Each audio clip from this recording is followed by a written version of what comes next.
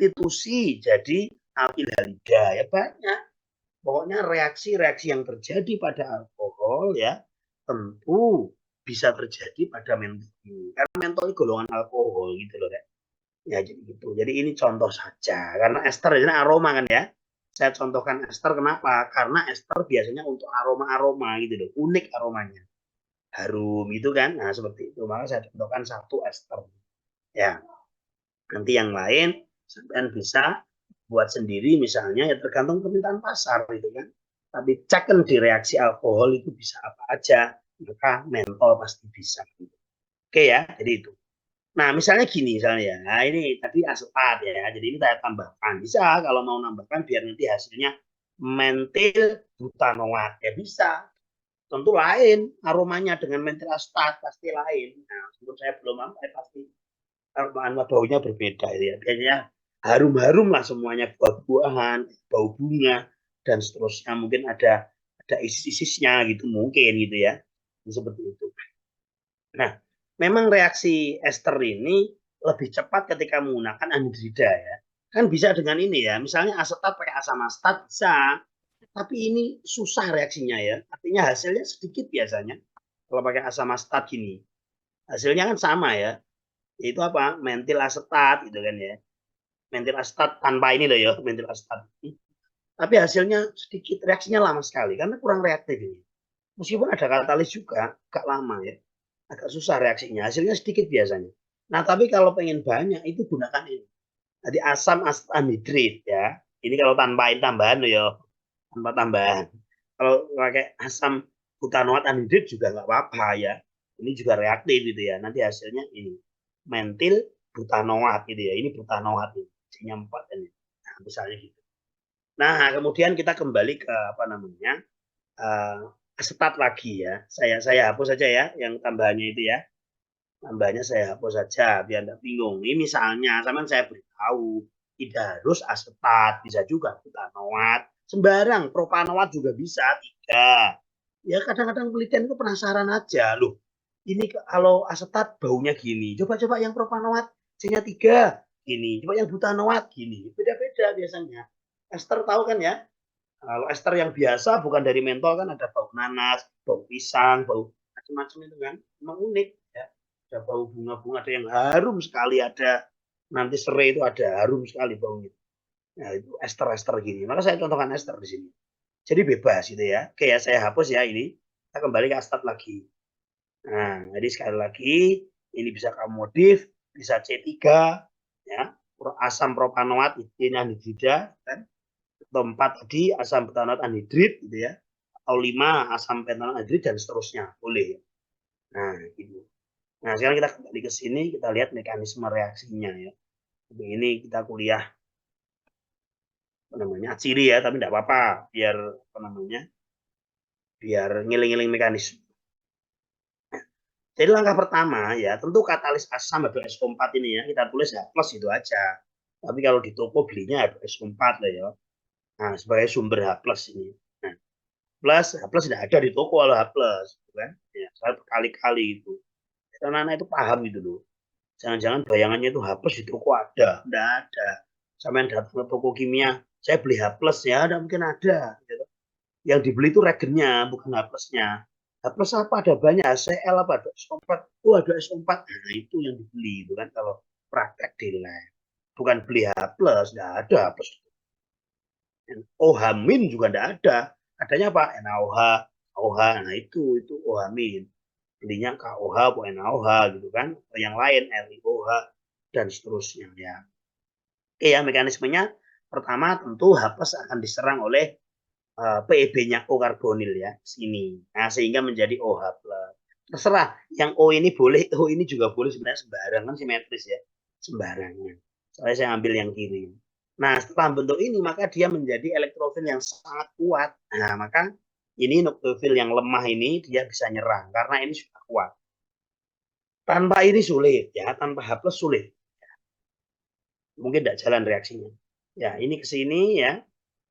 Kemudian ini nyerang ke sini, ikatan P-nya putus masuk ke O menjadi OH ini. Jadi ini tetap ya, ini tetap, kemudian ini sudah masuk mentolnya sudah masuk ke sini. Nyerang tadi ya, sudah membentuk ikatan ini. Nah, ini O plus hanya tetap ada. PEB-nya tinggal 1 karena yang 1 digunakan untuk nyerang untuk ikatan tadi. Nah, setelah itu, setelah gini, maka H plusnya lepas. Ikatan ini masuk ke O menjadi PEB. Jadilah seperti ini. Jadi ini PEB-nya 2 ya. Netral, OH netral. Gitu kan. Nah, setelah membentuk zat antara ini, H plus yang dilepas tadi diserang lagi oleh O yang ini. Ganti O yang ini ya. O yang ini, yang androstat ini, yang tengah ini ya. Nyerang ke sini. Kemudian membentuk OH plus gitu ya. Ini Gus pergi yang baik, maka dia akan mudah diusir. Lepaslah asam asetat ini. Kemudian ini plus ikatan ini pindah ke sini bentuk rangkap dengan melepas H plus ini, maka jadilah ya apa namanya ester ya. Jadilah ini mentilastat ini. Atau kalau dibalik biar jelas ini menurun gini ya. Karena mengikuti reaksinya mekanisme tadi. Jadi mentilastat ini ya. Ini sama. Jadi misalnya pakai asam propanoat anhidrat atau asam butanoat anhidrat ya, nanti sama mekanismenya seperti ini gitu ya. Nah, tentu ini cuma ini ya. Tentu sampean apa namanya tidak perlu berkeras berusaha payah apa namanya ini. Tapi ini sama ini yang kalau di kita di UIN Malang sudah diajari ya, maksudnya mekanisme sudah karena semester 6 kan ya. Ini semester 6 kan, mata kuliah semester 6 ini ciri ini. Sementara mekanisme ini semester 4. Jadi anak-anak dari UIN Malang saya kira sudah mengerti karena ya yang lain saya kurang tahu ya. Mungkin sama juga mungkin ya. Sama juga jadi mekanisme ini semester 4 atau 5 lah. 4 kalau kita 4. Jadi mekanismenya seperti ini dan hasilnya ini. Ya, jadi nanti untuk yang lain, misalnya propanoat atau butanoat sama mekanismenya seperti ini. Hasilnya tentu yang beda ya, tambah ikatan gini. Kalau propanoat tambah 1 lagi gitu ya. Oke, saya kira itu ya. Jadi apa namanya? Contoh 1 misalnya diesterkan gitu ya. Yang lain cari sendiri ya. Jadi pokoknya asal kamu pakai dasar reaksi pada alkohol, nanti kamu masukkan ke template reaksi itu tentunya bisa karena ini alkohol gitu. Nah, seperti itu. Ya itu contoh. Kenapa ester? Karena ester sering dibuat untuk aroma-aroma, kan ini atsiri ya. Biasanya banyak yang mengester untuk atsiri. Nah, itu sampai situ ya. Jadi setiap bahan ya, misalnya minyak permen ya, daun mint itu didestilasi dapat minyak permen diisolasi, yang komponen tertingginya mentol dapat mentol modifikasi. Itu setiap bab itu seperti itu. Nah, sehingga dari modifikasi ini sudah minyak permen terakhir ini. Nah, kemudian setelah itu pindah ke minyak yang lain. Ada pertanyaan sampai sini untuk yang mentol? Halo. Jawab belum, Pak. Belum ya. Nah, kalau belum kita lanjut di berikutnya. Mohon maaf ini masih catatannya anak-anak ya. Nanti ini sudah bagus ini. Ntar lagi bagus ini tulisannya. Tulisan saya sendiri. Kalau ini anak-anak yang saya ajarin. Belum sempat nulis saya. Oke ya. Nah, sekarang kita masuk ke yang kedua ya, tanaman kedua. Jadi setelah mint, yang pertama kemarin mint, sekarang kita masuk minyak serai atau tanaman serai ya. Isolasi dan modifikasi komponen minyak serai gitu ya. Minyak serai ya itu diperoleh dari destilasi uap tanaman serai tentu ya, dalam keadaan kering rata-rata ya, kebanyakan ya kalau destilasi ini dikeringkan dulu ya, sebelum destilasi ya serainya dikeringkan dulu, setelah kering baru kemudian didestilasi. Tujuannya apa pengeringan? Apa tujuannya pengeringan sebelum destilasi? Mengurangi kadar air, Pak. Mengurangi kadar air, betul ya. Jadi mengurangi kadar air ya. Jadi kalau kadar airnya menurun ya tentu akan lebih mudah sehingga campuran air itu tidak terlalu banyak. Jadi seperti itu. Ya, jadi kalau airnya masih banyak itu lebih rumit gitu kan ya. Kalau sudah berkurang jauh lebih mudah. Nah, rendemen yang diperoleh biasanya ini kan ya apa namanya dari penelitian-penelitian itu untuk minyak serai itu adalah 0,33% minyak serai. Jadi jika 100 gram ya tanaman ini serai kering ya, itu akan diperoleh 0,33 kilogram minyak. Jadi satu kintal daun serai kering itu akan menghasilkan 0,33 kilogram. Ya kecil ya, atsiri kecil rendemennya ya. Punya atsiri rendemennya memang kecil gitu ya. Tapi harganya kan lumayan mahal ya. Dan serai sekian saya kira juga lahan nggak luas gini itu lahan kecil aja sudah dapat segini. Jadi saya nggak tahu ini sebentar. Kayaknya ini kayaknya ini tuh masih basah itu kayaknya ya. Sepertinya basah ini. Jadi ini dikeringkan kemudian didestilasi hasilnya ini gitu. Jadi ini bukan 100 kilo kering tapi basah sepertinya. Coba nanti dicek lagi ya. Saya lupa ya. Oke.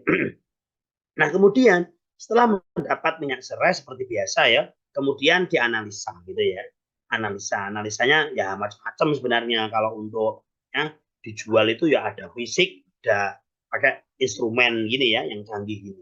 Jadi kalau fisik ya seperti biasa kemarin yang disampaikan itu ya, ada berat jenis ya, kemudian ada apa namanya indeks bias gitu ya. Nah itu masih ingat ya kemarin ya, nanti ya. Nah cuma kita itu untuk penjualan ya, maklum lah ya sudah maklum ya. Nah tapi kalau kita pengen mengisolasi apa ya di GCMS wajib ya. CMS sehingga tahu kandungannya yang tertinggi itu apa gitu loh ya. Nah, setelah dapat ini kemudian dianalisis dengan CMS, kemudian ternyata menghasilkan 11 komponen ya. Ini gambarnya kira-kira begini kromatogramnya. Ayo jangan lupa ya. Jadi GC itu kepanjangannya apa? Gas. GCMS sorry. CMS itu gabungan GC sama MS ya. GC itu gas kromatografi, MS-nya mass spectral ya. Yang alat GC-nya menghasilkan ini namanya kromatogram gitu kan. Kita akan tahu pemisahannya, ada berapa komponen itu dari GC. Nah, kemudian setelah tahu komponennya berapa, pengen tahu puncak pertama, kedua, ketiga sampai 11 ini senyawa apa? Pakai MS gitu ya. Mass spectral. Nah, jadi keduanya jadi tahu berapa jumlah komponen dan tahu siapa komponen itu dengan CMS gitu ya. Nah, yang pertama itu ada alpha pinen. Ini ya, ini. Ya, yang puncak tertinggi yang pertama dulu ini parut. Parut itu volatil, maka dia muncul duluan ya. Karena dia biasanya yang digunakan pasti mudah menguap, kloroform lah atau senyawa-senyawa volatil yang lain ya. Dan seterusnya wis. Pohol. Ya, jadi seperti itu. Nah, kemudian muncul komponennya alpha pinen, 2 limonen, 3 linalul. Ini lah ya. Ogat besar kan tadi. Nah, diperbesar ya, biar jelas. Belereng tadi. Ini ya. Ini ya. Jadi yang pertama ini ada limonen seperti di jeruk itu loh ya. Sama dengan di jeruk Pak. Ya sama, limonen kan ya limonen itu, yang di jeruk itu. Nah, tapi di serai juga ada ternyata meskipun nggak besar ya, kecil gitu ya. Kemudian ada apa namanya? Linalol gitu ya. Kemudian citronellal yang tinggi nih citronellal. Makanya minyak serai itu disebut apa? Citronella oil atau nama apa namanya? Nama ini ya terkenalnya kan gitu ya, citronella oil gitu ya, minyak serai gitu. Ya karena memang komponen utamanya citronellal itu aldehid aldehid. Ini tertinggi. Dan ada peringkat 2 ini, citronellol. Nah ini alkohol ini. Kemudian ada yang keenam geraniol peringkat 3. Nah ini geraniol. Yang ketujuh ada citronel asetat tuh, mirip. Ya. Ini mirip kayak kemarin itu loh, mentol kan ada mentil asetat. Jadi di minyak premen ada mentol, ibaratnya citronellol lagi. Mentol alkohol. Citronellol juga alkohol. Kemudian di sini ada citronel asetat, di mentol ada mentil asetat. Tidak jauh-jauh beda. Gusti Allah itu. Gusti Allah itu kalau buat ya enak mirip-mirip kayak gitu loh. Biar manusia gampang pelajari. Sakno soal ini angel gitu kan. Coba kalau sampai misalnya beda banget gitu. bahkan ini nggak sama. Wah, itu pasti pusing manusia belajar itu. Oh ya untungnya di apa namanya di serai ini ada alfa. Alfa pilih kan ada juga di minyak permen kemarin. Itu limonen ada di sini, ada di jeruk. Kemarin juga ada kayaknya di apa namanya minyak permen itu kan. Nah itu kan gitu ya. Jadi seperti itu. Ya hikmahnya apa? Ya biar mudah lah. Oh saya kenal ini di minyak mentol ada itu. Di minyak cengkeh juga ada misalnya. Itu kan biar mudah. Coba sampean bayangkan misalnya loh ya, misalnya di minyak permen itu senyawanya kemarin ada berapa? 7 atau berapa? Itu misalnya beda semua. Kemudian nanti di sini beda lagi ada 11 sama yang 7 kemarin beda sama sekali, tidak ada yang beda, dan 11 juga beda lagi. Nanti minyak lain beda lagi, sehingga sampean dari 5 misalnya, dari 5 minyak itu sampean harus menghafalkan struktur 100 senyawa misalnya. Sampean. Nah itu hikmahnya gitu. Ya, ternyata enggak juga gitu ya. Ternyata meskipun tanamannya beda itu ada yang sama gitu. Itu kan memudahkan ya. Oh sudah kenal saya ini sudah kenal saya. Di beberapa tanaman ada gitu kan.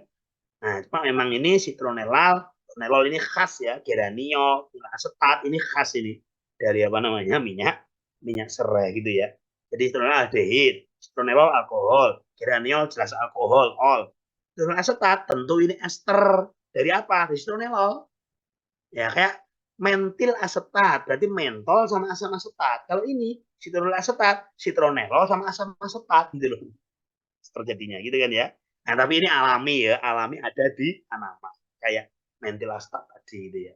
Kemudian ada lagi ya, Pak. Beta karyofilen nomor 8. Nah, ini kecil ya. Kemudian yang peringkat 4 1 2 3 4 5, peringkat 5 ini tertinggi. Geranil asetat. Nah, ini juga ester dari apa? Dari geraniol loh. Gampang loh. Bisa Allah itu gampang no. Ya. Kok ya ada 2 alkohol, citronellol sama geraniol. Khasnya apa? Minyak serai. Kok ya asetat kok ya ada citronellol asetat ada. Geranil asetat juga ada. Oh, berarti esternya dari 2 ini ada dua-duanya gitu. Kok ya gampang gitu kan ya. Kemudian yang 10 ada delta kadinen kecil ya. Kemudian alemol itu kecil juga nomor 11. Ya, jadi itu apa komponen dari minyak serai. Nah, setelah itu ya ya wes ngerti komponennya. Kemudian apa? Kemudian nah ini karena ini ya elemol ini di depan belum ada. Jadi untuk yang lain sudah insya Allah saya mosok rongono di sini.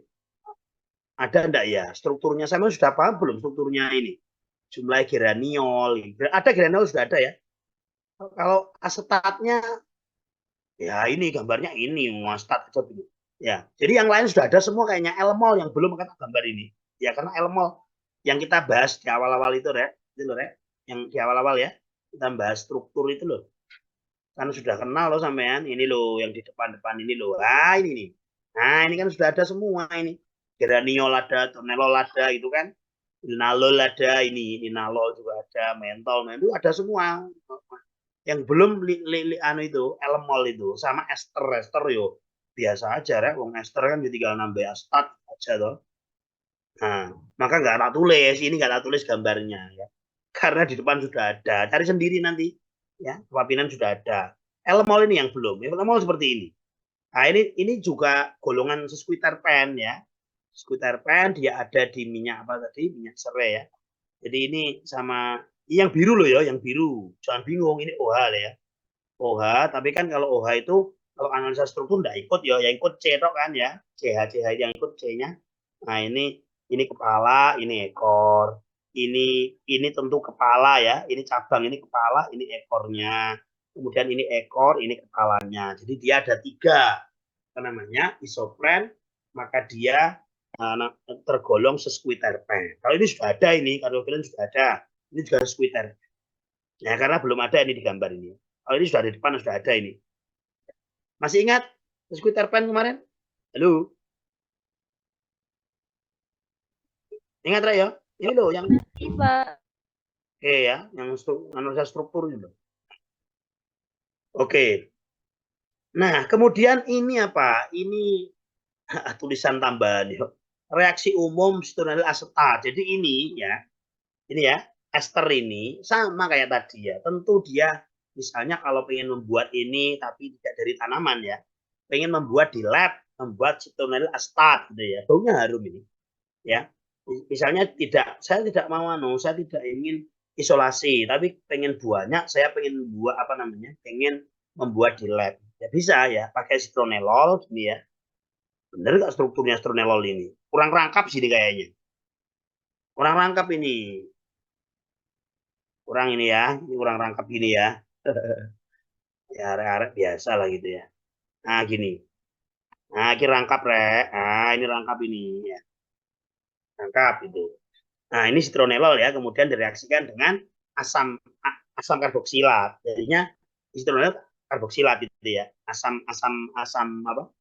Alkanoat ya. R ini maksudnya bebas ya, sampai kan CH3 boleh, yaitu apa? Asam astat, berarti citronellol asetat. Kalau CH2, CH3 maka propanoat, maka di sini citronellol propanoat gitu loh. R kan umum. Nah, cuma sekali lagi ya, kalau pengen reaksinya hasilnya bagus, jangan menggunakan asam karboksilat, gunakan turunannya tadi, yaitu apa? Anhidridanya ya. Jadi ini gini. Nah, yang itu loh, CO lagi ya, kemudian R gini.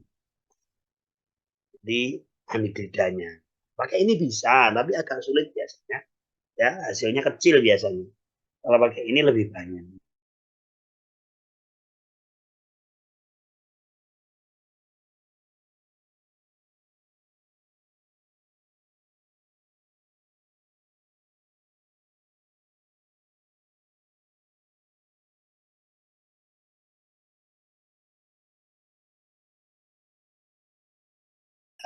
Karboksilat atau turunannya, nah, maka dia akan menjadi ester. Kemudian menghasilkan senyawa putus sih, jelas putus sih.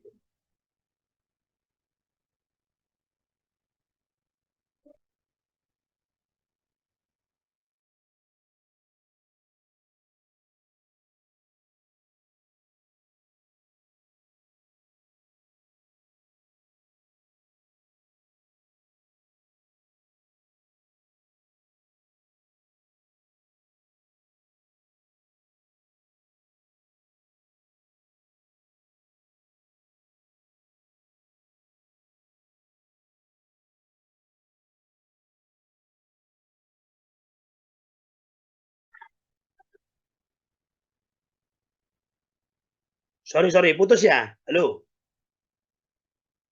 Iya, Pak.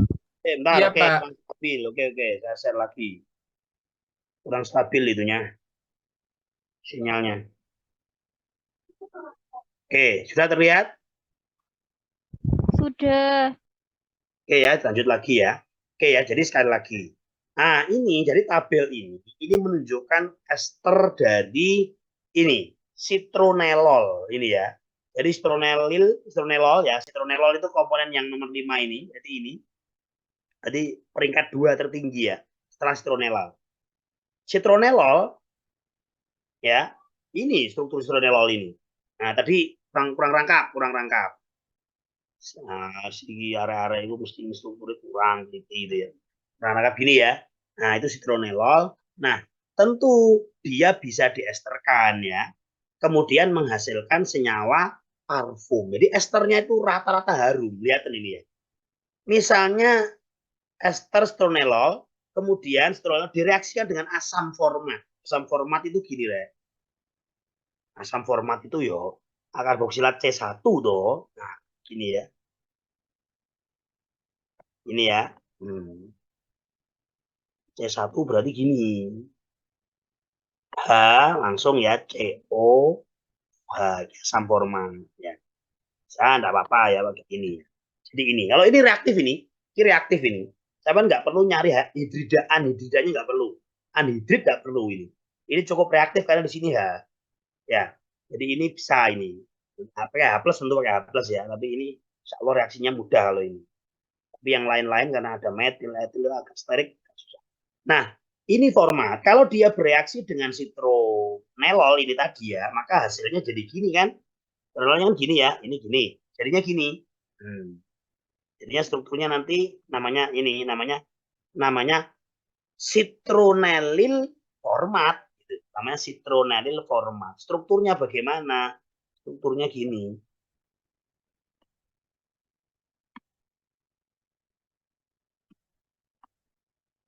Tangkap ini. Nah, gini ya. Nah, kemudian ini tadi kan O ya. Ini terus O gini kan. O ya. Maka ini langsung CO ini. Kemudian ini H, langsung H. Nah, namanya ini citronellil format. Nah, ini ternyata baunya seperti parfum lavender pun ya lavender. Loh kalau sama tanya ini asam format, asam asetat itu kan ini pabrikan kan ya. Ini baunya badek semua ini. Loh iya, kalau citronellol mungkin enggak ya. Ini kan harum, terus agak-agak harum sudah ya. Mesti khas itulah ya kayak minyak ciri. Tapi kalau sampean tanya ini, Pak, asam format itu asam semut loh. Sing ambune semut apa gitu loh. Nah, itu asam format. Asam astat sampean sudah pernah lab kan asam astat yo podo, nyengat gak jelas itu ambune. Sengak ngono kan asam astat itu. Ya toh? Ini semuanya propanoat. Karena apa? Asam karboksilat itu ini bukan anhidrida kebetulan ya. Jadi si penulis ini, peneliti ini dia menggunakan bukan anhidridanya, tapi pakai asam karboksilat gitu ya. Jadi ini dari Prof. Harjono itu ya. Jadi ya bisa saya bilang bisa, cuma agak sulit biasanya. Yang mudah itu anhidridanya gitu ya. Nah ini asam asetat itu badek. Asam propanoat juga, apalagi asam kaproat ya kambing itu kan baunya. Nah cuma ternyata setelah diesterkan dengan citronellol, baunya tidak ada yang kayak kambing ini.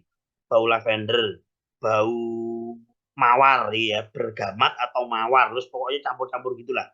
Agak-agak bergamat, agak mawar gitu ya. Kemudian bau buah ya toh, dalam apa namanya pewangi atau dalam pewangi mawar. Pokoknya ini buah-buah campur mawar gitulah rek. Baunya harum banget. Kemudian kayak nanas-nanas gitu. Bau nanas ya asam butirat dengan ini ya. Nah, ini ada kayak apa bau rencah nanas itu. Rencah nanas itu kayak aroma nanas itulah. Kemudian yang kelima ini kayak bau mawar. Kemudian yang keenam harusnya kayak kambing itu berbau apa namanya? Bunga paling lembut. Itu tulisannya berbau bunga paling lembut. Kadang bau itu susah, ya. Mengekspresikan bau itu kadang-kadang sulit. Kalau kita nggak punya bandingan ya nggak bisa ya. Kayak ini contohnya, ini repot ini. Mungkin si peneliti nggak punya bandingan apa ya, pokoknya harum lah kayak bau bunga-bunga lembut gitu. Ini kan organoleptik ya. Organoleptik itu kan ya gitu ya pakai indera penciuman kalau bau. Nah itu kalau ada bandingannya bisa misalnya oh ini kayak nanas ini gitu. Nah kalau nggak bisa ya sudah tulis saja berbau seperti bunga tapi lembut gitulah lembut-lembut. Nah, soft itu baunya ya tidak keras itu. Nah itu ketika kaproat dikasihkan dengan struktur. Nah tentu nanti beda ini ya kalau format gini ya. Kalau asetat berarti ini CH3. Kalau propanoat berarti ini CH2, CH3 gitu loh, Rek. Butirat berarti CH2, CH2 lagi, terus CH3. Itu kan ya, 3 tambah 1 di sini, tambah CO ini kan ada C. Maka 4 kan ya, butirat. 1, terus CH2, CH2, CH3 itu yang butirat. Kalerat 5, berarti ini C ada 1 CO ini 1. Terus CH2, CH2 lagi, CH2 lagi, CH3. Nah seperti itu ya. Kaproat 6, berarti ya ini tambahan CH2, CH2, CH2, CH2, CH2, CH3. Nah, itu namanya citronellil kaproat atau citronellil heksanoat sama aja. Ya, ini nama trivial ini ya. Kalau nama IUPAC kan asam metanoat, asam etanoat, asam propanoat. Kalau di sini propionat ini, propionat nama trivial ya. Butirat nama IUPAC-nya asam butanoat gitu ya. Kalerat nama IUPAC-nya apa? Asam pentanoat. Kalau ini nama IUPAC-nya asam heksanoat. Nah, itu sini strukturnya seperti ini ya. Tinggal nanti diganti-ganti yang sini. Nah, ini panjang, kalau 6 ya panjang gitu ya. Nah, itu apa namanya? Semuanya baunya harum gitu ya. Nah, modifikasinya ya sering diester-esterkan gitu karena untuk kebutuhan misalnya parfum dan seterusnya. Ya tidak mesti tergantung kebutuhan pokoknya. Kalau parfum ya gitu. Ya jadi itu. Jadi apa namanya? Ini menceritakan kelebihan alkoholnya ini. Tapi ingat di sini yang tertinggi itu citronellal ya. Nah ini biasanya digunakan untuk apa citronellal? apa citronellal aldehyde itu kalau langsung untuk apa? Ya, bisa untuk anti itu anti nyamuk itu ya. Ya, untuk serangga itu anti serangga itu ya. Untuk citronellal itu banyak ya. Anti nyamuk itu pakai citronellal itu juga bisa. Nah, jadi sudah ya. Setelah itu ya, setelah tahu hasil GC-nya tertinggi adalah citronellal, kemudian apa namanya dilakukanlah isolasi citronellal ya. Jadi komponen utama minyak serai. TID-nya berapa? 140 sampai 180 derajat Celcius ya. Itu tergantung tekanan suhu lah. Itu tergantung tekanannya. Iya. Nah, itu gitu. Nah, jadi seperti kemarin ya, yang tertinggi mentol, lah, maka diisolasi mentol. Ini kebetulan mahal gitu. Citronellal juga lumayan mahal gitu kan. Sampai cek ada ya. Sampai itu nggak apa-apa. Misalnya kalau gini mahal enggak ini ya, dicek gitu. Di Google misalnya citronellal, senyawa citronellal berapa per kilonya atau per gramnya berapa gitu. Ada ya. Nah, ya bisa banyak di googling gitu ya. Di online. Nah, kemudian ini ya, isolasi citronellal dapat dilakukan dengan dua cara. Ya. Yang pertama itu dengan destilasi fraksinasi. Ya, ada yang belum pernah tahu alat destilasi fraksinasi? Ini gambarnya, tapi gambarnya jelek. Ya mohon maaf. Ya, jadi ini ya, ini labu alas bulat sebenarnya ya. Kemudian disambung dengan apa namanya? Kolom ya, kolom Vigreux namanya. Vigreux yaitu ini apa namanya? Dari gelas kayak panjang gitu ya. Kemudian ada gerigi-geriginya di dalamnya itu. Ada yang pernah lihat kolom Vigreux? Nah, nanti dilihat ya. Boleh ini belum pernah ya tidak apa-apa. Coba nanti lihat-lihat di Google gitu ya. Nah, kemudian ini disambung dengan kondensor tentu ya. Ini kondensornya di sini. Ya biasa kondensor kan ada air dingin masuk dari bawah, kemudian keluar dari atas, air dingin ya. Kemudian ini apa ini Pak? Ini labu jantung, Rek, yang kadang-kadang ada yang cabang 3 kan? Ada ya? Ada. Ya, ada 1 ada. Kalau ini yang cabang 3 enak, tinggal muter nanti. Jadi kan fraksinasi itu kan fraksi suhu berapa di netes di sini misalnya nanti diputer suhu berapa netes di sini gitu kan ya. Ya kalau beda suhu kan beda senyawa gitu ya. Jadi pakai apa namanya? Pakai labu. Atau kalau cuma satu, kalau misalnya dia terendah DD-nya ya pakai satu aja. Gitu loh. Jadi seperti itu. Nah, jadi namanya apa? Namanya destilasi fraksinasi. Jadi memisahkan senyawa dengan perbedaan TID yang tidak terlalu besar untuk fraksinasi. Jangan pakai yang biasa. Yang biasa itu bisa kalau titik DD-nya di dalamnya kan ada banyak komponen ya kayak tadi itu ya. Ini ada banyak ya. Kalau misalnya komponen antara 1, 2, 3, 4 perbedaannya jauh misalnya ini TID-nya misalnya ini 30 ya. Dan ini misalnya 60, ini misalnya 90. Nah, jauh-jauh 30 itu kayak biasa mungkin bisa. Nah, tapi di antaranya ada yang dekat pasti. Bukan dekat. Beda 5, beda mungkin bahkan malah kurang dari 4 derajat misalnya. Nah, itu susah. Harus pakai apa? Fraksinasi ini. Ya, tidak pakai yang destilasi biasa. Vaksinasi pakai kolom Vigreux ini yang panjang ini. Sehingga selektif, memisahkannya selektif gitu. Ini kan penghalang, kan? Gerigi-gerigi ini penghalang gitu. Jadi bisa selektif dia. Lebih selektif sehingga untuk memisahkan senyawa yang tidaknya beda kecil, nah itu apa namanya? Bisa terpisah gitu ya. Bisa terpisah gitu kan. Udah biasa, enggak bisa biasa. Nanti campur terus itu. Susah luar biasa. Ya ini kayaknya loh ya, ini DD ini maksudnya mungkin ya, itu minyak serai hobi ya, saya enggak tahu ini. Kalau senyawa satu ya pasti DD-nya ya satu lah ya. Ini kayaknya minyak serai hobi ya, kurang tahu saya. Semua komponen ini. Jadi 40 sampai 80. Ini ya.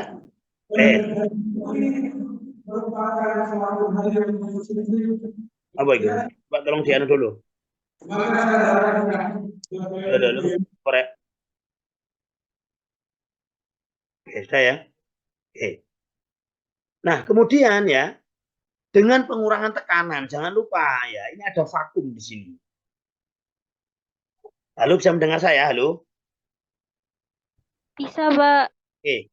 Jadi ini ada vakumnya. Re. Ada yang tanpa vakum, ada yang pakai vakum. Vakum ini penting ini, vakum ini. Jadi vakum itu tujuannya apa? Untuk mengurangi tekanan udara. Wes ini sampean kalau main rotavator itu ada vakumnya, ya. Jadi supaya apa? Supaya dia mendidih di bawah suhu didih normalnya itu. Tujuannya apa? Biar enggak gosong, penting itu. Ya. Misalnya gini, gampang misalnya ya. Misalnya ini air ya, mau kamu didihkan gitu kan ya. Kalau tanpa vakum ya 100 derajat air murni gitu kan. Tapi kalau pakai vakum bisa jadi dia akan 70 mendidih gitu loh. Ya, sampean itu harus paham mendidih itu apa kan sampean nggak paham. Ya. Jadi kalau kimia fisik ya gini kan ya, coba kimia fisik ya. Kan mendidih itu gini mendidih itu Re. Ya. Mendidih ya secara kimia fisik ya tinjauannya kan macam-macam ya.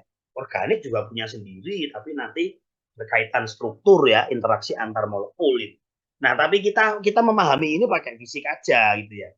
Nah, misalnya gini, sampean punya punya air gini ya. Terus kamu panaskan, ayo dipahami ini. Paham? Ya. Itu mendidih itu apa sih? Mendidih itu apa? Ya itu Pak yang ngubluk-ngubluk. Ya iya itu kan kalau secara fisik kamu lihat ya ngubluk-ngubluk itu mendidih. Tapi mendidih sebenarnya apa? Kalau kita jadi tekanan misalnya. Ternyata mendidih itu Rek ya. Jadi tekanan uap ini kan nanti nanti airnya kan menguap. Misalnya air wis gampang. Ini kan menekan. Tuh, itu loh Rek, uap air itu kan menekan tuh Rek. Ya. Dia menguap berarti menekan. Dia kan keluar sini nanti, keluar uapnya mau keluar kan. Berarti punya tekanan, tekanan udara maksudnya. Udaranya siapa? Ya, uap air itu. Paham ya? Nah, mendidih itu apa? Ketika tekanan uap air yang mendidih tadi, air yang juga jadi uap tadi, itu sama dengan tekanan udara luar. Nah, itu namanya mendidih. Nah, udara di luar kan menekan juga ke sini, Rek. Udara di luar ya banyak, nggak ada udara ya mati apa? Ya, ada oksigen, ada nitrogen, macam-macam. Kalau tercemar ya CO2-nya juga banyak, gitu ya. Jadi tekanan uap ini, zat yang ada di sini dan dipanaskan kan jadi uap, kan menekan ke atas gitu ya. Sementara dari luar menekan ke bawah. Nah, kalau sudah sama tekanannya, itu namanya mendidih. Paham? Paham ya? Halo. Paham, Pak. Nah, kemudian terus kait dengan vakum kaitannya apa, Pak? Ya gampang gitu kan ya. Misalnya gini, tak gawe sing nguapin nih, gini. Nah, gini nih, kurang kurang kurang tinggi, kurang tinggi. Ah, gini. Nah, misalnya gini ya. Ini wadahnya gitu kan. Nah, tertutup, tertutup. Sorry, sorry. Gini. Nah, tertutup ya. Nenek vakum tertutup, harus tertutup. Nah, apa mendidih ya? Ini tertutup, tertutup gini kan? Nah, misalnya tertutup gini. Nah, ada tutupnya, gitu ya. Ya, pokoknya tertutup gini. Nah, kemudian ini airnya gitu ya, air. Tadi kan dikatakan dipanaskan misalnya ya. Mendidih itu ketika sama antara tekanan uap air yang dipanaskan ya, uapnya air dengan dari luar sini. Makanya zaman lek masak ditutup lebih cepat, bener bukan mitos rek. Tutupnya semakin rapat kayak kaca yang berat itu ya, itu semakin cepat, semakin tapi kayak bolongan kalau nggak meledak rek. Karena tutup-tutup kan pasti kalau kita masak ya beli panci tutupnya kaca lah berat itu misalnya kemudian ada lubangnya kecil lah itu karena nanti kalau rapat itu meledak ini ya. Dia ada lubang kecil lah gitu. Tapi meskipun gitu tetap lebih cepat daripada dibuka. Nah, tertutup itu berarti udara dari luar mau nekan ke sini terhalang oleh ini terhalang oleh tutup kan ya. Jadi yang nekan cuma udara di sini aja ya. Kan ada udara di sini ya. Yang terjebak pasti ada toh. Kamu masukkan air dalam panci gini, terus taruh di atas kompor, kamu tutup, kan ada udara di sini pasti kan. Nggak mungkin vakum kan, nggak mungkin, mustahil vakum. Ada udara. Nah sehingga untuk mendidih ya cukup tekanan ini sama dengan tekanan udara di sini gitu kan. Nah tapi kalau dibuka tambah besar tekanannya karena ada dari luar sini nekan ke sini gitu loh. Nah jadi untuk sama ya agak lama, itu butuh suhu yang agak tinggi karena dibuka kan. Nah tapi kalau ditutup ya meskipun beda sedikit tapi kan lumayan berbeda, lebih cepat pasti bukan mitos itu. Itu bener. Oh, itu kan yo bahasan fisika gini kan. Nah, sekarang lihatin ya, kan ada udara di sini ya. Ini udara. Ya. Jadi ya, kalau tekanannya sudah sama dengan udara ini, maka mendidih. Nah, apalagi di vakum. Di vakum itu gini, Rek. Ini ada selang ya. Selang menuju vakum. Menyedot, disedot. Artinya apa? Udara di sini disedot. Paham enggak? Jadi di sini disedot udaranya. Sehingga akan semakin vakum udaranya. Kalau di sini udaranya semakin habis, maka tekanan ini untuk sama dengan sini cepat sekali. Ayo, kan udaranya disedot. Tekanannya rendah berarti kan? Nah, untuk menyamakan di udara di permukaan sini dengan berarti lebih mudah, lebih cepat gitu loh. Karena udaranya disedot sama vakum. Paham enggak ini cak omongan gitu? Halo? Paham enggak? Paham, Pak. Paham gampang, saya itu gampang. Jadi kudu paham namanya. Ya, kalau belum paham nanti tanya temennya ya, pelan-pelan gitu ya. Jadi itu mendidih itu seperti itu ya. Maka di sini ada vakum. Nah, sehingga gini Re, ya misalnya gini. Oh, ini apa namanya? Senyawanya kan banyak ya, banyak. Ternyata yang diambil itu suhunya misalnya 80 gitu kan. Nah, kalau nggak pakai vakum, jangan kalau nggak pakai vakum ya, kalau 80 itu ada senyawa satu, dia sudah gosong 80 itu. Nah, itu akan merusak pasti itu. Kan senyawanya kan banyak, Rayo. Nggak semuanya sama tingginya. Ya, yang kamu ambil 180 misalnya. Terus kamu gunakan itu 180 derajat tanpa vakum misalnya. Nah, setelah itu ternyata apa? Ternyata senyawa yang lain itu ada yang nggak tahan panas. Baru 150 sudah gosong. 180 tambah gosong bisa, nah itu rusak pasti. Itu tujuannya ada vakum, gitu ya. Lihatan ini ya, misalnya. Saya lupa ini berapa ya. Citronal itu berapa ini ya. Nah, ini ya. Jadi dengan perubahan tekanan ini ya bertujuan untuk menghindari kerusakan senyawa karena panas itu penting digunakan pengurangan tekanan pakai vakum itu ya. Nah, di sini ya, lihatan ini ya. Pada suhu 47-48 derajat Celcius. Coba, kecil sekali loh ini. Sebenarnya apa citronellal itu berapa? Coba cek di Google. Rek. Ayo, semuanya ngetik di Google citronellal. Berapa TDD-nya coba? Normal.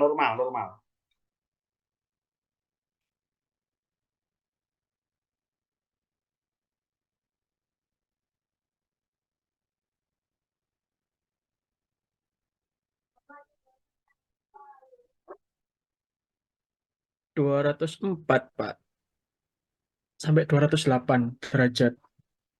Berapa? 204 sampai Oh, itu 208. tinggi sekali tuh. Sangat tinggi kan ya. Jadi kalau sampai pakai tekanan normal biasa seperti tekanan di ruangan rumah kita gini, seperti di lab itu kan 1 atmosfer namanya Re. Ya, kalau sampai di lab 1 atmosfer. Loh, kita di atmosfer kita. Ya, 1 atm atau kalau di milimeter Hg konversi ke mmHg 760 itu kan. Nah, di cara yang pertama ini kamu harus memvakum. Kan ada settingannya vakum ini ya. Kekuatan nyedotnya berapa gitu loh. Nah, di sini di setting ternyata dibuat 3 mm Hg. Itu jauh sekali, Rek. Sampai aslinya 760 harus kamu vakum menjadi 3 mm Hg. Jauh sekali. Maka yang tadi temenmu bilang 204 derajat tinggal segini bisa sudah mendidih. Ayo bayangkan. Jadi citronellal yang harusnya 204 tadi ya. Kalau dikurangi tekanannya tekanan mana, Pak? Tekanan mana yang dikurangi itu? Dalam sini loh, Rek. Kan gini tuh, Rek. Ini kan sampelnya di sini. Kok gini yo. Ah, gini yo. Kilabu bulat Isinya minyak serai gitu kan. Yang mau diambil citronella. PD-nya 204 kalau normal gitu kan ya. Nah, kemudian di vakum. Yang di vakum udara mana? Ya di sini nih. Ini ya, ini nih. Di permukaannya ini di vakum. Ini hati-hati nih kalau sampean terlalu banget iso muncrat gitu. Maka nyetingnya pelan-pelan ya. Vakum itu pelan-pelan, dikit-dikit gitu. Nanti kalau kaget dia muncrat gitu ya. Nah, itu pelan-pelan gitu. Jadi sini udaranya dikurangi tekanannya sampai 3 mm Hg, maka dia cukup 47-48 derajat Celcius. Loh ini loh sama nih kalau megang pakai tangan enggak panasan. Hangat ngono rek, 47 loh rek. Paling hangat-hangat gitu kan? Iya enggak? Halo. Iya, Pak. Oh, nah sampean 100 derajat ya panasan. Oh, nah, kalau saya dulu di pondok, wow, ora trimoan ora banyu. Jangan santen niku lak luwih tinggi daripada banyu mestine kalau mau. Langsung pangan niku. Sok ning sego langsung dipangan. Kebal panas ya.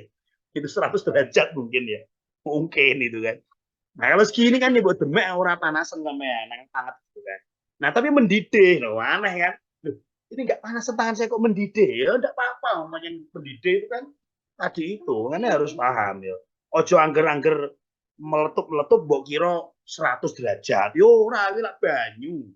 Senyawa lain-lain macam-macam. Lah sampean butana itu min loh, mendidihnya min. Piye? Sampean belajar kok butana yang ada di LPG itu. TTD-nya min sekian, Pak. Itu min 42 atau berapa itu. Berarti min 42 itu sudah mendidih. Iya, ya memang. Loh, min 42 itu beku tangan saya, Pak. Iya, dia mendidih. Kamu beku, dia mendidih. Gitu. Makanya harus paham ya, anak kimia itu belajar itu ya. Jadi ini mendidih, Pak. Mendidih. Anu gitu, umop-umop gitu, umop itu. Iya, umop ini, Rek. Kenapa seperti itu, Pak? Ya karena tekanannya diatur 3 mm Hg. Jauh sekali turunnya dari sini ke sini gitu ya. Nah, tekanannya sangat rendah, maka dia mendidihnya menjadi pengecil. PVNRT. Halo, teman tahu PVNRT nggak? Hukum apa itu? PVNRT, PV sama dengan NRT. Apa? Hukum gas. Desa mini banner dan sing ngeling. Hukum gas ideal itu loh ya. Ide. P Deketin itu jauh. tekanan gitu. T yang belakang itu suhu. Nah, itu berbanding lurus kan ya. Kalau P-nya kecil, tekanannya kecil, maka ide-idenya juga mengecil gitu. Ya, paham ya? Nah, jadi itu. Penting ini. Pengurangan tekanan harus dipahami. Di rotaf ada. Ayo sing kimia yang apa namanya? Ekstrak-ekstrak praktikum misalnya, kemudian memisahkan ekstrak dengan larutnya pakai rotavapor, rotary evaporator itu ada vakumnya. Nah, supaya apa? Ya tadi supaya menghindari kerusakan senyawa karena panas. Normalnya 204 coba Andre. Ternyata dikurangi karena jadi segini sudah mendidih. Harusnya 204 baru mendidih. Nah, kecil sekali, jauh sekali jaraknya. Itu penting. Seperti itu. Oke ya, jadi itu. Nah, nanti baru selektif itu ya. Jadi langsung suhunya ada tempat ada ya. Ini ada untuk ngecek mungkin ini labunya leher berapa itu ya. Nanti di sini ada pengecek nanu rek pasti apa temperatur pakai termometer itu loh nah, nanti dilihat di setting sekian berarti ya di setting sekian tekanan sekian settingannya 4748 nanti dia akan naik kemudian masuk kondensor diubah jadi cair netes nah itu citronella nah jadi harus dipahami nah tapi dicek dulu yang terkecil siapa jangan-jangan bukan citronella gitu misalnya itu nah jadi seperti itu nah mungkin kecil mungkin citronella mungkin kecil ya nah itu cara pertama yang kedua bisa juga dengan cara kimia ini populer juga ini populer ini yang males apa namanya dengan cara gini-gini ya pakai ini ya cara kimia yaitu dengan menggunakan larutan jenuh natrium bisulfit.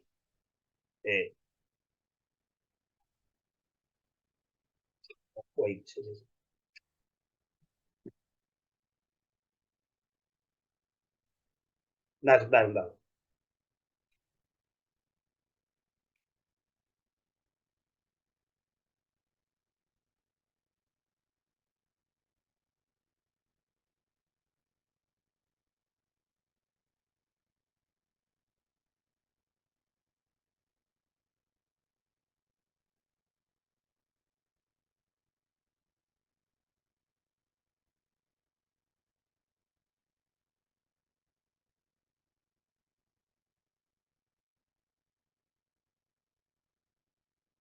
Oke ya, sebentar.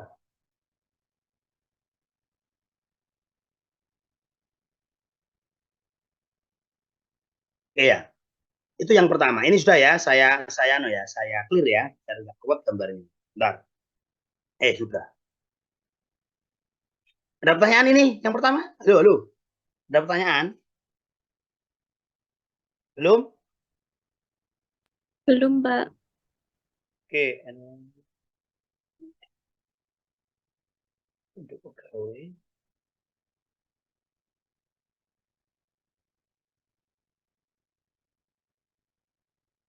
Loh.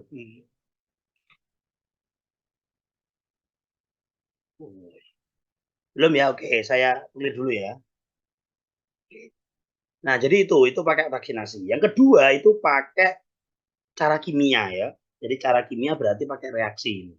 Yaitu penggunaan larutan jenuh natrium bisulfit. Ayo. Itu rumusnya kimianya apa? NaHSO3 ya. Bisulfit bukan bisulfat ya. Bisulfit. NaHSO3. Ya, ini tandanya AQ berarti larutan.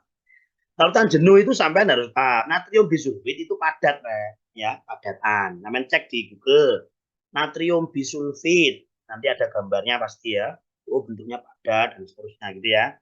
Nah, kemudian kamu harus membuat larutan jenuh. Ya pakai air aja. Larutnya air. Ayo, siapa yang bisa pakai sama terangkan singkat aja. Bagaimana cara membuat larutan jenuh coba. Ayo, siapa sih bisa? Ayo coba, Diano, terangkan. Siapa yang bisa membuat larutan jenuh? Ya nggak harus natrium bisulfit toh. Misalnya sampai membuat NaCl jenuh, piye caranya coba? Atau gula jenuh. Piye? Ya, siapa yang bisa? Dilarutkan di Aquades sampai senyawa tersebut tidak bisa melarutkan lagi. Terus setelah itu berarti sampai apa? Sampai tidak larut di Aquades lagi. Ada endapan enggak?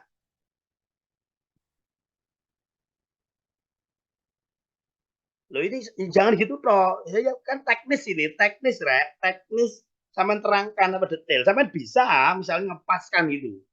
Sampai gak larut lagi itu tandanya apa gitu. Tandanya apa kalau sampai gak larut lagi itu? Endapan, Pak. Sampai mengendap berarti ya. Sampai mengendap, Andi. Iya, Pak, sampai mengendap. Terus gimana? Kalau mengendap berarti lewat jenuh itu, bukan jenuh. Ya, Setelah itu kalau jenuh itu ya tidak sampai kesetimbangan antara zat terlarut dan pelarut itu sama gitu loh, Pak. Jadi nggak ada endapan, tapi masih apa ya? Gimana yang jelasinnya ya? Pokoknya intinya ya setimbang benar, gitu, Pak. gini loh. Betul teorinya gitu. Tapi cara buatnya gimana gitu loh. Ya tadi sudah, piye coba. Ayo, siapa yang bisa menerangkan coba membuat larutan jenuh. Iya, tadi sudah, tapi kurang lengkap anunya. Hah? Ayo, siapa? Ayo, dari anu. Hah? Mana ini masuk gak ono sing coba ayo. Dengan kertas saring nggak sih, Pak? Iya, ceritakan dari awal, Fandi, gimana? Misalnya, ya. Pertama, umpama membuat NaCl ya, itu dilarutkan dulu dalam Aquades. Sampai Setelah apa? itu, setelah ada endapan, kemudian larutan disaring lagi dengan kertas saring di dalam elemennya atau apapun, sampai larutan itu endapannya itu tidak larut ke bawah, tidak jatuh gitu, Pak, sampai berhasil disaring pokok ini. Ya sebenarnya gitu, tapi kurang jelas, kurang jelas. Jadi gini loh ya, siapa sing anu, coba ya Adam, Noval, Widya, coba yang jelas, Isvi, coba bisa nerang coba, membuat larutan jenuh, piye carane? Malah singkat aja itu. April, Nisa, mana ini? Hah? Ikmal, gimana? Ya silakan siapa? Pandi tadi sudah ngerti sebenarnya saya, tapi menerangkannya kurang ini. Gimana? Mana ini tidak ada yang anu, nggak ada yang. Ayo, siapa? Larutan jenuh, masa memang nggak tahu praktek ya? Sudah mungkin. Hah? Izin menjawab, Pak. Ya, gimana Nada? Jadi kalau seumpama itu pakai NaCl, apa tadi? Natrium bisulfit itu Ya. kan Aquades terus dikasih natrium bisulfit itu sedikit demi sedikit Oke, terus sampai sampai terbentuk endapan. diaduk enggak? Iya, diaduk Larut, terus dikit-dikit larut terus sampai terbentuk endapan yang ditambahkan lagi sampai mengindikasikan Hmm. bahwa natrium bisulfit itu sudah tidak bisa larut di air lagi. Nah, terus Kemudian disaring oke. menggunakan kipas saring. Nah, selesai ya. Jadi gampang ngomong, Rek, itu buatan lewat jenuh. Ben gak boros, sampai hati-hati ben gak boros, ya sedikit-sedikit ya, misalnya gini loh. Jadi lewat jenuh, nanti terus disaring, itu namanya jenuh. Kalau pasnya nggak bisa toh, susah toh. Saya tuh pengen buat Pak, lautan jenuh tapi pas itu loh Pak, nggak usah nyaring-nyaring itu loh. Gusti Allah iso. Gini loh ya, misalnya gini ya, gambar misalnya gini ya. Ini Aquades. Loh itu kalau itu nggak pakai konsentrasi, Rek. Jenuh konsentrasi piye? Jenuh itu jenuh, nggak usah konsentrasi ini piro, nggak usah dihitung. Dan volumenya berapa sesuai kebutuhanmu. Pak ini berapa Pak? Ya kebutuhanmu piro terserah, mau 10 mili terserah, 100 mili terserah sampean. Butuhmu piro gitu kan ya misal. Nah kemudian ini dari ini kan ini Aquades ya. Tambahkan sedikit demi sedikit ya. Kayak sendok, ujung sendok itu diaduk, larut hilang. Tambahkan lagi, diaduk, larut hilang, tambahkan lagi. Terus saat diaduk sampai apa? Sampai wah ini nggak mau larut ini sudah apa namanya mengendap ini. Tambahkan sudah mau diaduk lama nggak mau larut. Nah, sudah, berarti kan lewat jenuh ya. Karena ada endapan namanya lewat jenuh. Kan ada tidak jenuh atau belum jenuh ya. Jenuh sama lewat jenuh. Lewat jenuh tandanya apa? Ada endapan yang diaduk dia nggak mau larut lagi. Itu lewat jenuh namanya. Setelah itu apa? Kamu saring. Nah itu filtratnya itu namanya larutan jenuh. Paham? Halo? Paham, Pak? Oke ya, jadi itu. Itu ya, itu sudah. Nah, kemudian kita lihat reaksinya. Gimana sih? Ini gimana ini? Oh, ini strukturnya ya. Reaksinya dibaliknya kayaknya. Ini strukturnya ya. Natrium bisulfit seperti ini. S ya. Perangkap 2O. Ada PEB-nya tentu sepasang ya. Karena S tangannya, bukan tangannya. S itu ada 6 elektron valensinya. Sama seperti O. Satu golongan ya. Kemudian ini mengikat OH. Satunya mengikat O- Na+. Ini namanya natrium bisulfit seperti ini. Atau kalau sampean buat gambar yang lebih enak dilihat seperti ini ya. SO rangkap, OH, O- Na+. Ini PEB-nya ya. Natrium bisulfit. Ya. Oh ini ada ini. Buat larutan lewat jenuh, kemudian disaring. Ini sudah ada keterangan di sini ya. Nah kemudian ini caranya ya. Bukan cara ya. Cara apa namanya isolasi tadi ya. Nah, cara isolasi tadi sebenarnya. Ya apa sih ini? Narik guru angel men iki. Apa kleru apa? Nah gini ya. Jadi yang pertama, sampean punya minyak spray ya, tentu non polar dia ya. Minyak aksilian non polar. Tidak mau campur dengan air kan ya. Nah, kemudian ya minyak serai ditambahkan tadi larutan natrium bisulfit jenuh, tambahkan polar jelas polar ya. Kan dia. Ya, ditambahkan gitu ya. Maka akan terjadi reaksi ya, antara natrium bisulfit dengan citronella ya. Jadi gini, sampean kan tahu yo, ini hikmahnya Allah Ta'ala menciptakan ini yo. Dilalah loh, kersane Gusti Allah itu loh. Kok di sini itu yang aldehid cuma satu, Rek? Halo. Ada berapa aldehid di sini? Sebelah sini ada berapa aldehid? Kalau aldehid ada berapa? Ada berapa, Rek? Yang aldehid di sini? Satu. Siapa? Citronella tok. Ya. Jadi yang lain ini apa ini? Alkena, alkohol, ester, alkena, dan ini tok yang aldehid. Nomor 4 yang tertinggi menaik. Tidaklah. Gusti Allah saya ngersakno kan yang buat. Nah, sehingga isolasinya pun jadi mudah ya. Pakai ini tadi natrium bisulfit. Ini tidak mau bereaksi kecuali dengan aldehid. Halo, bisa mendengar? Halo? Bisa mendengar suara saya? Bisa, Pak. Oke ya. Jadi spesifik nanti ya enak. Oh ya iya, maka ditambahkan ini yang bereaksi ya cuma satu, tidak lain adalah citronella. Karena yang aldehid cuma citronella, toh yang lain tidak ada aldehidnya. Gugusnya itu loh, gugus fungsinya ya. Nah, kemudian ini bereaksi ya, bereaksi. Kemudian selain citronella tidak bereaksi, loh ini keterangannya. Jadi ini bereaksi. Tentu ini ya, ini tadi minyaknya cair, non polar. Parutannya juga cair tapi polar gitu kan. Kemudian masuk ke sini misalnya diaduk, reaksi ya, citronellanya tok, kemudian akan membentuk dua lapisan. Ya. Jadi intinya apa? Kalau citronella bereaksi dengan ini natrium bisulfit, maka yang awalnya citronella itu non polar setelah bereaksi dengan ini menjadi polar. Dengarkan. Ya. Jadi citronella yang awalnya non polar setelah bereaksi dengan natrium bisulfit dia akan menjadi garam yang sifatnya polar. Nah, kalau jadi polar maka tentu akan masuk fraksi air atau fraksi minyak. Hasilnya reaksi ini Air. air. Nah itu.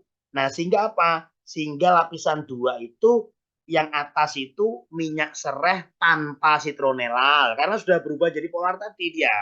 Tujuan ini ya. Maka yang hasil reaksi ini di bawah fraksi air itu kan sama garam citronella. Menyebutnya hasil reaksi ini menyebutnya garam citronella di bawah sini. Maka setelah itu diambil yang atas sama bawah, tentu yang bawah. Ya toh? Karena sudah pindah ke sini citronellanya jadi garam tadi. Yang ini dipisahkan dulu ya. Dipinggirkan dulu. Diambil yang bawah. Kemudian apa? Setelah diambil yang fraksi bawah ya. Ini ada endapan biasanya ya. Jadi ini itu fraksi air tapi ada endapan di bawah gini. Endapan itu yang sebenarnya garam tadi itu mengendap gitu ya. Tapi dia ikut yang bawah ya. Nah, kemudian fraksi air plus endapan, ini ada endapan ya, kemudian disaring, kemudian direaksikan dengan natrium karbonat Na2CO3, maka dihasilkanlah apa namanya? Dua lapisan lagi yaitu citronellal sama fraksi airnya. Jadi ambil fraksi citronellal. Jadi ini tujuannya untuk apa namanya? Mengembalikan citronellal lagi gitu ya. Kita lihat reaksinya dulu ya. Nah, ini reaksinya. Nah, ini reaksinya ya. Betul ya. Jadi penambahan ini itu untuk menjadikan citronellal kembali. Jadi kuncinya gini kuncinya. Sampai kalau memahami gini. Ini kalau bisa saya bilang, itu ekstraksi asam basa namanya. Atau ekstraksi, ya kan penggaraman itu ya. Ekstraksi penggaraman mungkin asam basa. Atau kalau karena itu nggak ada asam, nggak ada basa ya. Tapi semacam asam basa lah gitu ya. Jadi gini, citronellal ini awalnya kan dia non polar ya, ikut teman-temannya minyak yang lain gitu kan. Kemudian dipolarkan supaya dia pisah dari teman-temannya. Dia dipolarkan dengan menambah natrium bisulfit tadi ya, bereaksi jadi garam ini. Reaksinya dilihat. Nah, ini ya. Ini reaksinya pakai mekanisme juga. Pb nyerang ke sini, P-nya putus masuk ke O menjadi omin ini ya. Nah, kemudian ini sudah nempel di sini natrium bisulfit ya. S-nya jadi plus pasti ya. Rangkap 2, ini ONA, ini OH. Nah, setelah itu ikatan ini ke sini, hanya H plusnya lepas. Jadi ini, jadi O rangkap 2 terus ON. Ini garam ini. Nah, ini. Ada yang garam itu ini. Dia ikut air ya, gitu kan. Nah, berarti sudah bisa dari kawan-kawannya. Gitu. Setelah dia ikut air ya, gampangannya dijebak, melu banyu, konco-koncone pisah. Setelah dia ikut air, kemudian dirubah lagi menjadi citronella awal dengan cara direaksikan dengan natrium karbonat. Jadilah citronella kembali seperti awal. Kemudian plus Na2SO3 plus natrium bikarbonat. Tentu ini polar, ini polar. Ini non polar, maka pasti pisah lagi gitu loh. Ya, dipisahkan pasti bisa itu ya. Karena ini non polar, ini polar. Dipisahkan dapatlah namanya citronella. Bisa dipahami? Bisa dipahami? Bisa, Pak. Nah, jadi gitu ya. Nah, itu apa namanya? Teknik isolasi tapi dengan cara kimia. Jadi intinya mempolarkan citronelal, setelah polar dia ikut air, berarti misah sama kawan-kawannya, kemudian setelah ikut air, dia direaksikan dengan natrium bikarbonat, maka dia berubah jadi nonpolar lagi, yaitu citronelal. Tapi kan tidak sama kawan-kawannya, dia sudah sendirian, gitu kan? Nah, ini pasti misah dengan citronelal, diambil citronelalnya. Jadi ya karena ini nonpolar ya, sementara yang ini kan polar. Garam-garam semua itu. Jadi situ. Itu apa namanya? Isolasi yang kedua dengan cara diambil. Tentu penting yo, tentu penting sama mau praktek itu ya cari referensi ya, karena detail ya, detail ngelap itu penting sekali. Tentu saya nggak bisa menjelaskan secara detail ya, itu harus kamu belajar ya, harus gitu belajar, kemudian nyoba, ternyata gagal, coba lagi gitu, biasa itu. Saya itu selalu menekankan ya, banyak penelitian-penelitian itu apa namanya anak-anak kadang-kadang karena nggak tahu detailnya. Maka saya biasa kalau anak-anak mau nge-lab itu, saya harus membriefing dulu sebelum nyemplung lab. Membriefing bagaimana mengerjakan secara detail itu. Detail itu nanti biar lancar. Kadang-kadang pokoknya lab gitu. Nah, detail mengerjakannya itu dia kurang tahu itu. Nah, itu penting itu. Detail apa langkah-langkah kerja. Ya kalau di proposal kan tidak mungkin detail. Pasti ya segitu-gitu aja ya. Padahal praktek detail di lab gimana? Nah itu perlu di briefingkan ya biar anak-anak lebih mudah lancar gitu ngelabnya. Oke, saya kira itu. Nah kemudian berikutnya isolasi rodinol. Ini komponen lain. Jadi rodinol itu istilah, Rodinol itu istilah. Istilah apa? Istilah yaitu ini ya. Rodinol itu merupakan campuran citronellol dan geraniol. Itu disebut rodinol. Campuran dua ini. Nah, dua ini titik ID-nya hampir sama. Hampir sama ini. Entah beda satu apa dua. Saya tidak tahu itu ya. Tapi kecil bedanya itu. Dua itu hampir mirip titik ID-nya. Maka apa? Isolasinya itu berdua gitu. Nggak satu berdua. Nah, ini kemudian ada istilahnya rodinol. Rodinol itu campuran dua ini ya. Citronellol sama geraniol. Itu kan alkohol dua-duanya ya. Nah, itu. Nah, ya. Ini sabun garam dari asam lemak. Maksudnya sabun garam dari asam lemak. Coba waca kira yo, bingung sampean go. Di barno ae iki, mbuh iki. Kadang-kadang saya menerangkan anak-anak mencatat itu kadang-kadang tertarik, kadang-kadang enggak tepat itu. Ya mungkin tepat, tapi apa namanya? Nah, sabun itu memang garam dari asam lemak, betul. Bukan asam lemak ya. Asam lemak kamu basahkan jadi sabun itu kan. Tapi kok ada panah sini itu maksudnya apa? Saya kurang paham. Saya nanti lihat. Ini anu enggak? Bener enggak ini apa? Kok panahnya di sini itu? Ya, saya mungkin menerangkan kemana-mana gitu ya. Baru ditulis ini sama arah itu. Oke ya, jadi itu gabungan citronellol sama garam campuran ya. Nah, sebelum dilakukan isolasi rodinol, minyak serai tanpa citronellol ya. Berarti gini, kalau pengen isolasi rodinol, sampai gunakan ini tadi yang sisa tadi loh ini loh. Paham enggak sampean? Kan sampean tadi kan sudah ini ya, sudah apa namanya melakukan isolasi citronellol ya. Kan sisanya minyak ini loh. Minyak tanpa citronellol. Nah, ini yang kamu gunakan. Ini yang digunakan untuk isolasi rodinol. Jangan pakai minyak serai baru. Ya. Nanti lebih rumit ya, kan ada citronellolnya gitu. Ya, karena ben kamu batir ya ini ya. Nah, ini kan rodinol masih utuh. Ya, citronellol masih utuh, geraniol masih utuh, yang berkurang citronellol. Nah, ini pakai ini tadi ya. Jadi dari proses ini kemudian hasilnya kita isolasi rodinolnya. Gitu loh maksudnya ya. Jadi ini, minyak serai tanpa citronellol yang sudah diambil citronellolnya dilakukan ini loh ya. Disaponifikasi dengan larutan NaOH ya, tujuannya untuk mengubah ester-ester menjadi rodinol. Tapi ini menurut saya yang kurang nyambung ya. Ya, mungkin ini sampai sabun ya, apa sabun itu penyabunan memang ya. Mungkin saya nerangkan sabun gitu terusan gimana itu. Jadi sekarang ada esternya ya. Jadi ester ini ya, ini kan jadi asetat itu ya.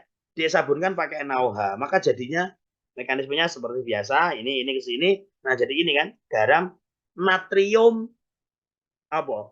Natrium apa iki?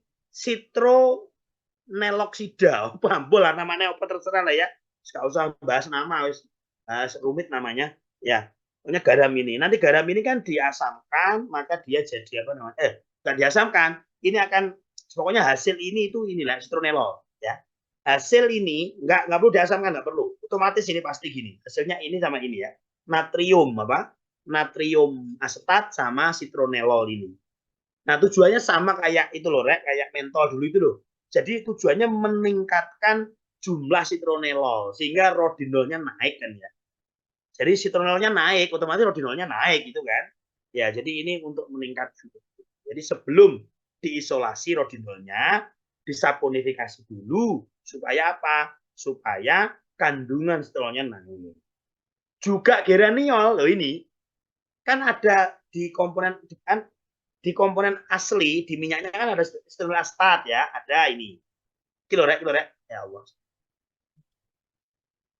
Mana. Nah, ini tadi ya. Nah, ini loh.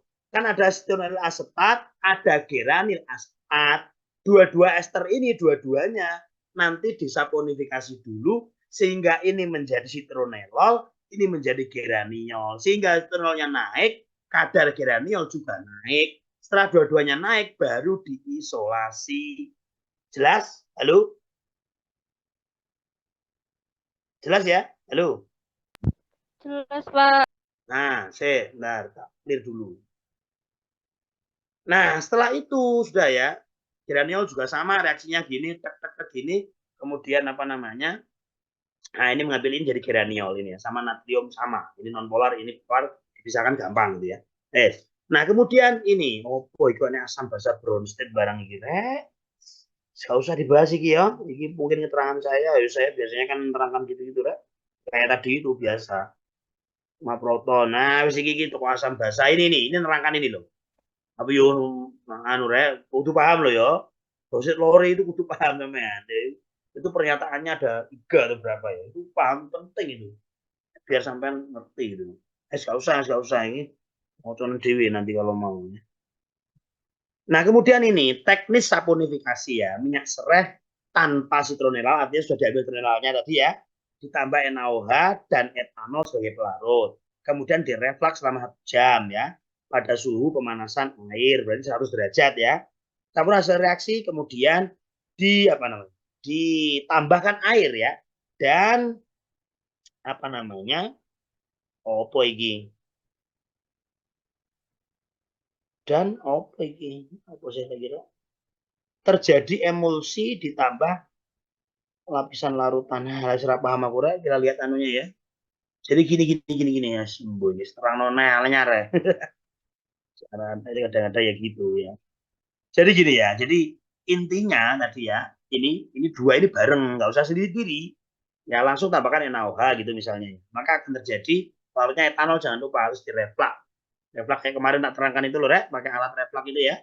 Panaskan, kemudian ada kondensornya, yang nggak akan keluar karena kondensor itu ya. Maka akan apa namanya? Akan terjadi reaksi itu ya. Kemudian apa? Kemudian tambahkan air. Air itu untuk menjebak ini ya. Penambahan air itu ada produk ini Rek, ini loh ya. Nah, ini produknya kan ini natrium asetat. Ini juga natrium asetat, ini garam. Maka dia perlu dikasih air supaya ini ikut ke air gitu loh. Ya, ini ikut ke air ya. Setelah itu terjadi emulsi ternyata. Emulsi itu kayak berbusa Rek. Jadi tambahkan air kan ada 2 lapisan berarti. Ini ya, ada 2 lapisan gini kan. Nah, gini. Ya corong pisah pasti. Ya, ada 2 lapisan. Sebenarnya ini benar cuma bacanya saya kesulitan. Gini ya. Ini. Nah, gini ya. Jadi yang air tentu di bawah. Minyak sekaligus tambahan geraniol sama citronelol pasti di atas. Nah, ternyata ini masih emulsi, Rek. Ini busa ini. Batasnya tidak jelas gitu loh. Ya. Jadi emulsi itu batas pisahnya tidak jelas. Ayo, sampean kalau pernah memasukkan ke corong pisah campuran air sama kloroform pernah? Halo? Air kloroform pernah? Halo? Pernah, Pak. Pernah, Pak. Pernah. Jelas nggak misahnya? Jelas nggak misahnya? Jelas. Jelas, garis gitu kan, garis gitu, jelas. Tapi kalau ini nanti mengemulsi, ya ini memang minyak ya, ini air, tapi batasnya ini nggak jelas karena berbusa gitu. Sehingga kalau kamu buka ini repot nanti, campuran yang atas lah, nggak jelas. Maka di sini ditambahkan apa? Tambahkan larutan NaCl jenuh. Ini kalau di bahasa kita namanya salting out. Digaramkan, Rek. Ayo, nggak ini gampang loh yo. Uyah yo. NaCl kan garam, Rek. Tapi kalau di lab biasanya pakai yang lab grade. Gak sampai goyah koma enggak, Rek. Biasanya pakai NaCl yang untuk lab. Dibuat, dikasih tambahkan yang padas sedikit-sedikit, diaduk ya sampai tidak larut, disaring itu jenuh. Nah, tambahkan ke sini. Ayo, tujuannya apa? Gini loh ya. Salting out, salting itu kan penggaraman ya. Jadi salting itu menggarami tambahannya ya. Out keluar. Out itu keluar kan. Jadi gini, ini kan tadi minyak ya. Tentu minyak itu yang mengandung tambahan tadi ya. Ini minyak. Jadi salting out itu tujuannya, Rek, untuk ini memperjelas ini batas ini salting out itu. Nah, minyak di sini air. Ini air gitu kan ya. Ini air. Ayo dengarkan ini, enggak paham teman. Kalau kamu tambahkan NaCl jenuh, NaCl, pokoknya terus NaCl gini ya, larutan ini, larutan cair ini. Ya, NaCl jenuh. Kira-kira NaCl-nya masuk lapisan atas atau bawah? Ayo. NaCl, Rek, garam masuk mana? Masuk Air. lapisan minyak atau air? Air. Air. Betul, air ya. Saya terangkan dulu ya, terangkan dulu. Jadi kenapa sih Pak, kok nggak jelas ini misahnya? Biasanya karena polar sama non polarnya itu nggak terlalu jauh gitu loh, ya. Jadi antara ini misalnya non polar ya, ini polar, tapi tidak terlalu jauh, perbedaannya nggak signifikan sehingga agak-agak nggak jelas gini misahnya itu. Ya. Nah, maka ditambahkan NaCl. Coba NaCl itu polar apa polar banget?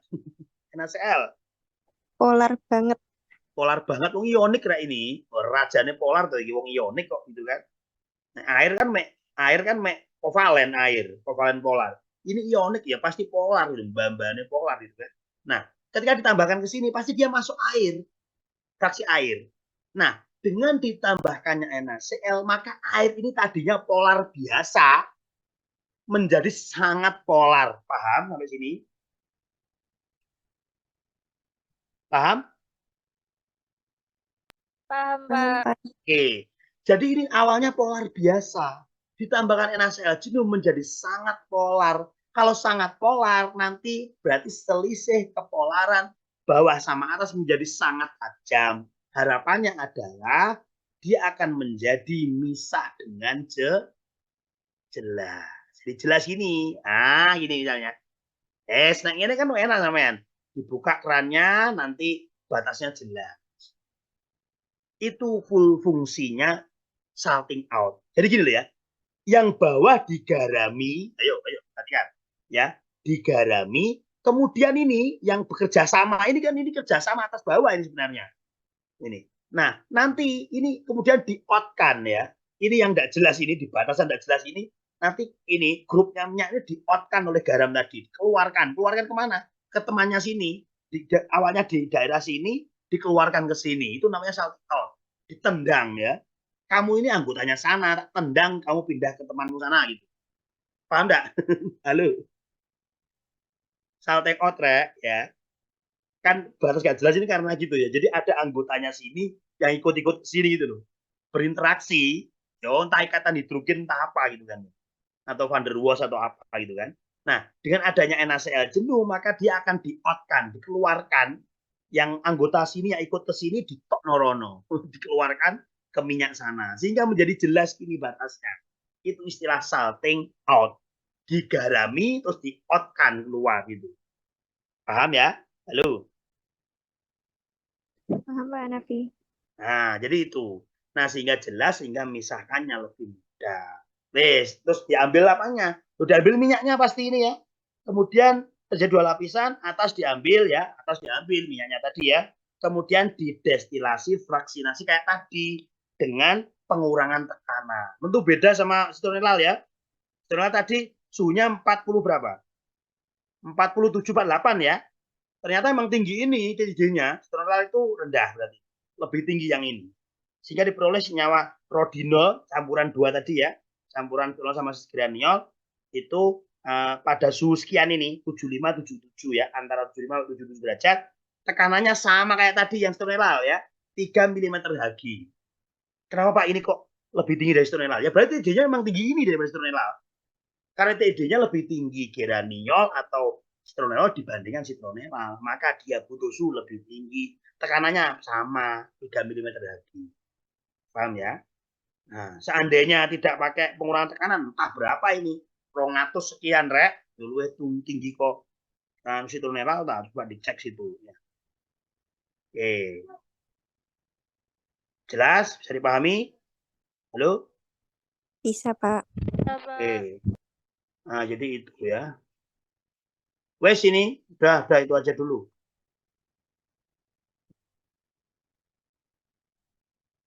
Ki gak ketok ki apa sih rek? Petak gede nang tadi tuh. Oh, apa iki kok gak kepotong ini? Enggak, ini sudah ini sudah apa namanya? Modifikasi ini ya. Modifikasi itu. Nah, ini. Ah, ini. Sama ini sama ini sama. Nah, sama ini sama ya. Berarti ini nggak usah dipakai nanti ini. Yang terakhir ini kita pakai tulisan saya aja lebih jelas. Lebih bagus gambarnya ya. Yang halaman terakhir ini. Wes ini ya, kita sampai sini ya. Sampai isolasi rodinol. Sudah, sementara sudah itu aja ya. Persiapan maghrib ya. Apa ya? Oke, coba di absen dulu tapi rek. Coba di absen dulu. Apa jangan mlebu iki? Piro iki? Selawe, roro nggak mlebu. Ayo, Dek, sabar ada nggak sabar? Halo, sabar dari Makassar ada nggak? Sabar? Nggak ada, berarti nggak masuk. Ini ruwet juga anak ini. Nggak apa namanya? Mana ini? Loh, sabar nggak ada ya? Nggak ada yang jawab ya? Oke, Umi Nur Habibah ada nggak? Umi Nur Habibah? Halo? Hadir, Pak. Oke, Umi hadir. Kita tanggal berapa, Rek? Tanggal berapa sekarang? Tanggal 30. 30 Mei ya. Ihsanul Mukminin ada nggak? Sanul? Halo, Sanul, ada nggak? Mana Sanul, ada nggak Sanul? Nggak ada. Wes, berarti jika mlebu loro. Sabar harus Sanul ya, karena 27 totalnya. Terus no wes. Ya. Ini tanggal sorry. Tanggal 30.